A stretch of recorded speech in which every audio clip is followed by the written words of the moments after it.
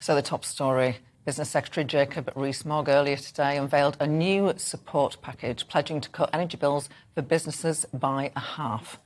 Following an announcement for caps on household energy bills, this new scheme, starting on the 1st of October, will effectively put a maximum price on the cost of electricity and gas charged to businesses. But many firms arguing it'll do little to help them through one of the toughest winters ahead, and it's just for 6 months too. But here's what the Business Secretary had to say about it. What we needed now, immediately, quickly, was something simple that would give people confidence through the winter. What we will have is a review in 3 months' time, which will allow us to see that we are giving support in the right places and that we can ensure that continued support, if that's necessary, is directed at where it needs to go. Well, in response, Labour saying the plan lacks detail on how much that it will cost, who will pay for it indeed. Earlier we spoke to the Shadow Business Minister, Bill Esserson, and this is what he told us. This is a huge challenge, and what we need is that level of detail from Jacob Rees-Mogg. And what we actually need is, rather than, as the government appears to be doing, setting up customers, both households and businesses, for long-term higher energy bills to pay for this extra borrowing, what we need is the windfall tax on oil and gas companies, which is a much fairer way of doing this, and it's the right place to go to first.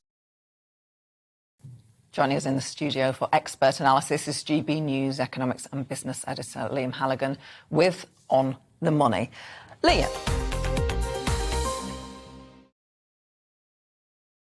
For you, Liam.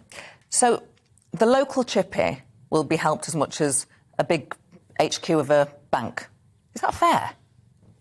It is, in the sense that what's being capped isn't the absolute amount you spend on energy, it's the unit cost of the energy. So if you use more energy, then you'll still pay more money, but the government will be helping you more pro rata. And look, a lot of big businesses, they insulated from wholesale gas markets, wholesale energy markets, because they do what we call hedge. They buy years ahead. Right. They have a lot of power with suppliers. They have bargaining power. Small and medium-sized enterprises don't, and that's why the government's focusing on small and medium-sized enterprises. And I've just put together some graphics just to guide us through, because when people talk about numbers on television, it sometimes goes above people's heads. So this is the cap on the megawatt hour of electricity. That's £211. There's a cap also on gas. That's £75 per megawatt hour. And what does that mean? Well, these numbers are less than half what we expected the price of power, electricity and gas to be this winter. So it is a significant saving.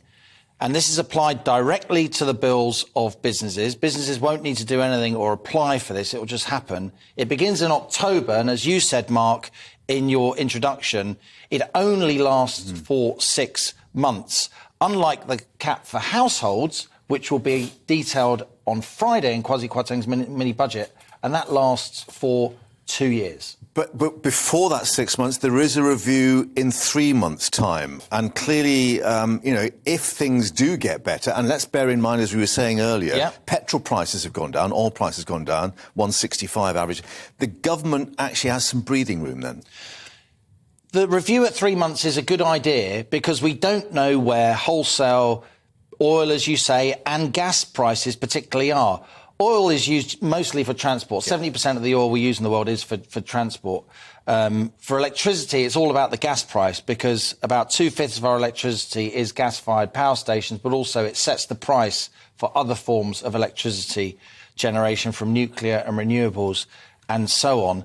And those prices, Mark, have been coming down. I keep saying this. The last 3.5 weeks, they're down by almost a half, albeit from very, very elevated levels. So it may be after 3 months, no more assistance is needed. But, as Labour is right to point out, it may be after 3 months, a lot more assistance is needed. It all depends on where these wholesale gas prices go on global markets, particularly in Western Europe. How's it gone down with small businesses? What's the response been? So I've been talking to many small businesses here on GB News for months and months and months. I personally feel that a lot of journalists dropped the ball here. We didn't focus at all on businesses, the fact they have no energy price cap, and a lot of businesses got really frustrated with a lot of journalists. I can tell you that for nothing.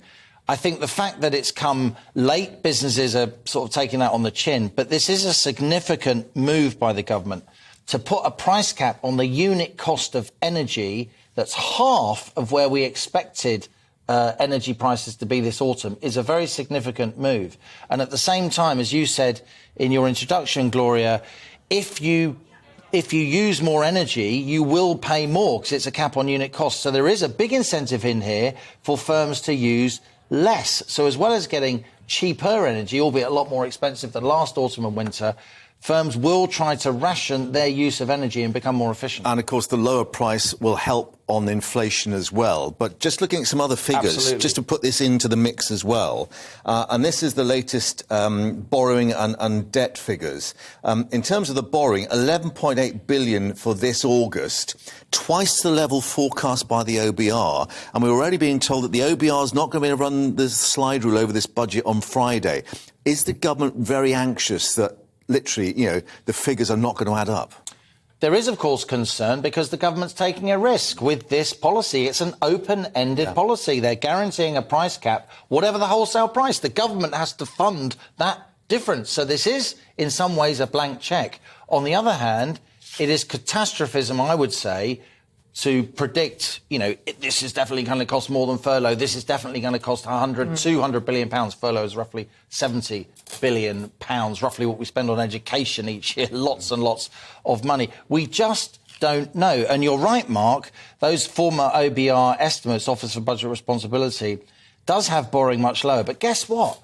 When those estimates were done, we were meant to be in the middle of a post-lockdown bounce back. Yeah. There were budget statements a year ago saying that it was going to 6-7% growth this year. All that was before the war in Ukraine. Yeah. And when it comes to paying back the borrowing, then Liz Truss's position is we're going to grow the economy and we will be able to pay it back in the medium term because we're going to cut people's taxes, businesses and individuals, and that will grow the economy. My question is really about the people who don't pay tax because they are low paid and who are not in work, so they don't pay tax. People who actually need any help, where will they get it from? No handouts. Yeah. This is, of course, very controversial. Look, Kwasi Kwarteng is going to announce a lot of, not so much tax cuts. He's avoiding the tax rises that Sunak penciled in on corporation tax. He's reversing Sunak's increase in national insurance for firms and for workers. And there may be a cut in VAT. There may be a cut on stamp duty. We don't yet know. But it's controversial to do tax cuts at a time when, as you rightly say, Mark, the public finances are getting weaker and we're borrowing a lot more. No doubt about it. This is a radical move by Liz Truss, and she is loosening the fiscal purse strings because she would argue she expects the Bank of England to raise interest rates to tackle inflation. So tough over here, looser over here to get a policy balance. Quick thought as well. We're hearing about the mobilisation in Russia. I gather you got some inside information about how much a ticket is to get out of Moscow and Russia, which a lot of people, young men, are trying to do at the moment. Well, I'm a former Moscow correspondent for various newspapers. I've spent quite a lot of my professional life living in Moscow. I follow Russia very closely. And I'm hearing that the cost of a flight from Moscow to Armenia, which is usually a couple of £100 equivalent, is now more like 1,000 because lots of people are trying to leave. It should be made absolutely clear, Putin, and I followed his statement very closely this morning, he's not talking about mobilising students. He's not talking about mass mobilisation. He's talking about mobilising reservists. So the equivalent, if you like, of the territorial army in this country. Now, if you think of the reservists, Russia already has one of the biggest militaries in the world. If you think of the reservists as well, because Russia does have national service, a lot of people then stay in the reserves after that. We're talking about doubling the size of a potential pool of Russian soldiers. But be in no doubt, I've lots of friends, contacts in Russia. A lot of young people are concerned that despite this rhetoric, they are going to be conscripted. Right. Keep an eye on that. Liam, thank you. See you a bit later.